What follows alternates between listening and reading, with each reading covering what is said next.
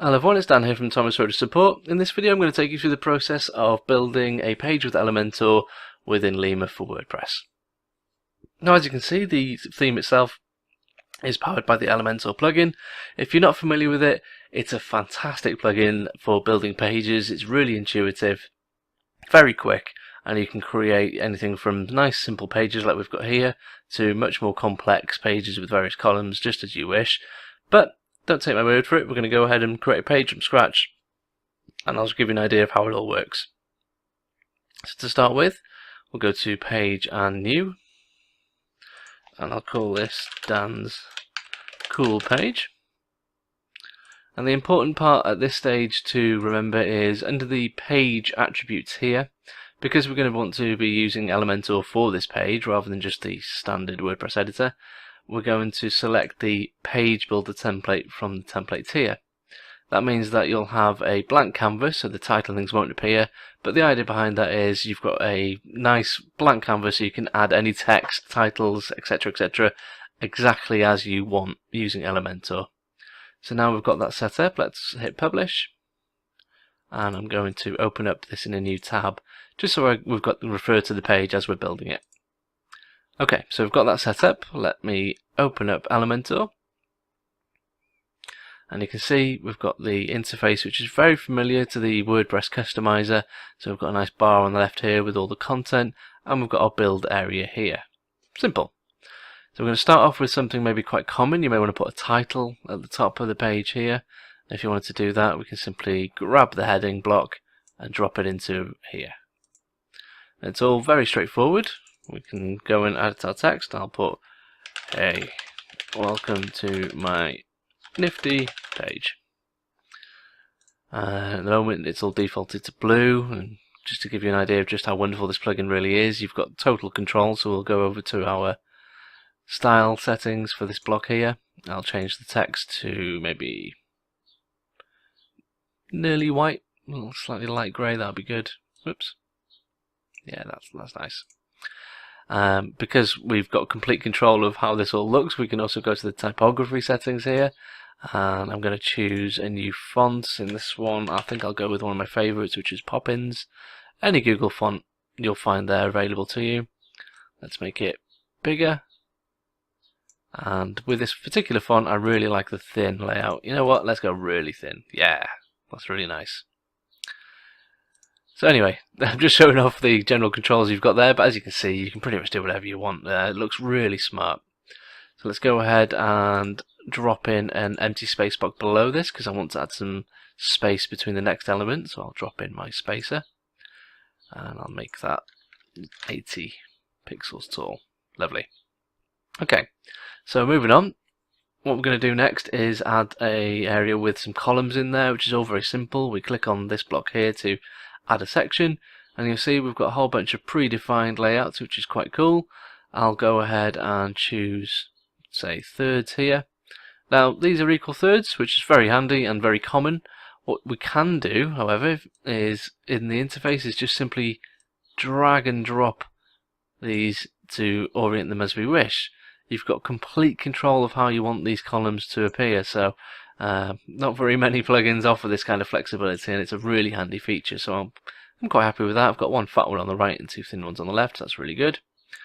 Now all I'll do is add some content here. So in the left hand column I'll add just some text.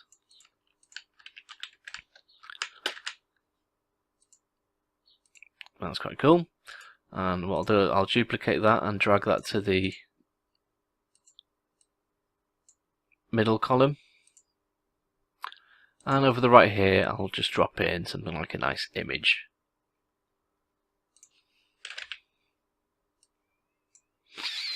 Okay, let me just pick something from the library. That's quite nice, and there we go. You can see just how straightforward it really is. And what I'll do is just go a little bit more fancy again. Let's say I wanted to go crazy and maybe give this a custom background or something. You can right click on the column, hit edit column, and you'll see a whole bunch of options here. So if you want to drag and drop it, that's fine. You can also manually type in the column width, and that's cool. We can specify where we want the content to appear in that column. which I'm sure you can all agree it's really powerful stuff, but it's dead simple to use. So going back to that first column, let's maybe go to the style here, and we'll give it a background. You can have an image, but in this case I think I'll choose a color.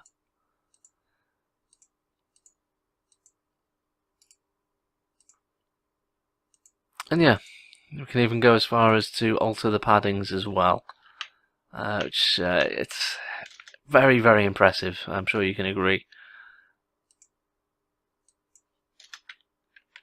Maybe I'll go a bit more actually.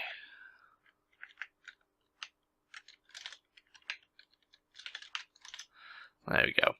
So it's just rough. Obviously the content in there is quite random, but you can see just how flexible this thing is. It's an absolute beast. But yeah, before I gush too much, I'll go ahead and add another section here, and we're going to pop in a slider, much like what you see in the demo. So again, I'm going to add space below this row here, and rather than add another spacer block, I can simply duplicate the one we've already got and drag it in. And then below this, I'll drop in our gallery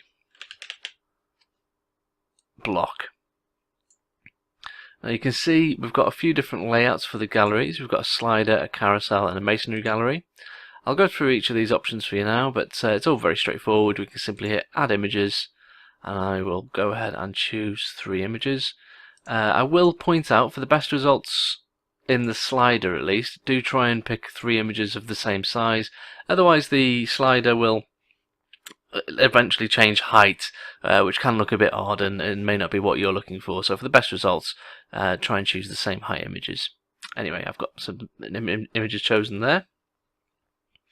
Let me go ahead and insert the gallery, and we'll update the page and take a look.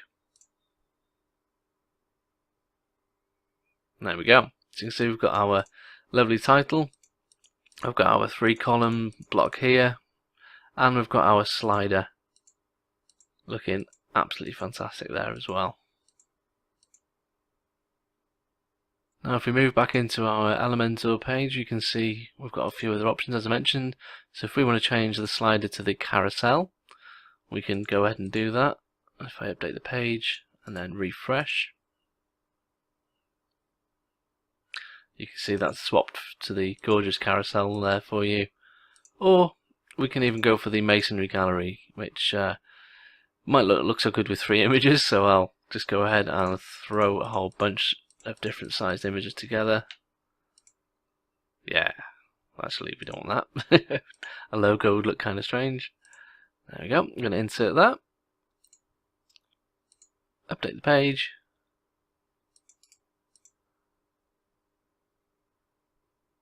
and there we go. We've got a lovely masonry gallery there as well. Dead straightforward.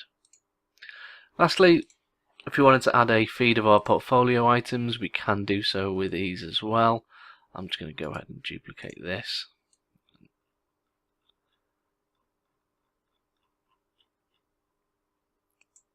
Pop in a bit of space below that. So you can see what we can do now is add our portfolio feed, which I think I'll swap for the gallery. It's obviously up to you how you want to do it, but in this particular demo I'll pop in our portfolio feed instead. Now it's important to point out with the portfolio feed, it may not necessarily appear straight away with the content, because it's rather than being a gallery that's on the page, it does grab different portfolio items as a post type. So you may not necessarily see things straight away, but as I'll show you when we update the page and take a look, your projects will appear exactly as you want. And just like with our other themes, you can choose various layouts. I quite like the Metro one, it gives you that kind of blocky look. Or we can go for the neat caption style,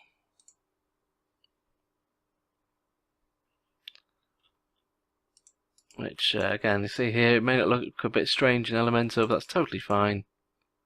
If we refresh the actual front end page, oops, just need to update it first.